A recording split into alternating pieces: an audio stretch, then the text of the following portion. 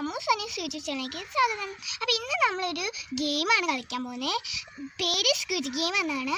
നമുക്ക് squid game ഒന്ന് കളിച്ചാലോ? അപ്പോൾ ഇത് കത്തി തുടങ്ങുന്നുണ്ട്.